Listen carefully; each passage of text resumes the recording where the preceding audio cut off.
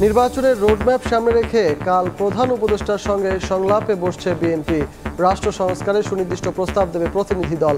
সময় বেঁধে না দিলেও সুপারিশ করবে দ্রুত সময়ে অবাধ ও সুষ্ঠু নির্বাচন দেওয়ার।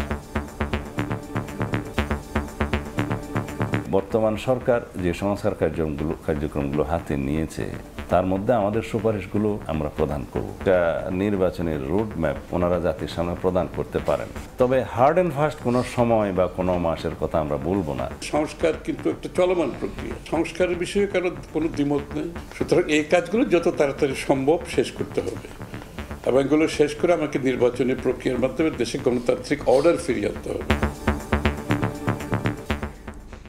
দেখছিলেন প্রধান শিরোনাম। দুপুরের সময় সঙ্গে আছি আমি সজল মিত্র রিচার্ড। এবার অন্যান্য শীর্ষ সংবাদ।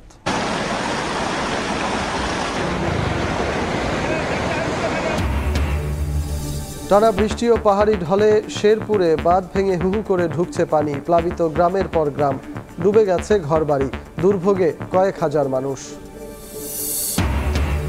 4 ঘন্টার সফরে কিছুক্ষণ পর ঢাকায় আসছেন মালয়েশিয়ার প্রধানমন্ত্রী। বৈঠক করবেন প্রধান উপদেষ্টার সঙ্গে। আলোচনায় অগ্রাধিকার পাবে বিনিয়োগ, শিক্ষাসহ নানা বিষয়। রাজধানীতে সবজির বাজারে আবারও আগুন। সপ্তাহ ব্যবধানে কেজিতে বেড়েছে 25 থেকে 30 টাকা। বৃষ্টি বন্যার অজুহাত বিক্রেতাদের, বাড়তি ডিম মুরগিও। ইলিশ ছাড়া কমতির দিকে মাছের দর।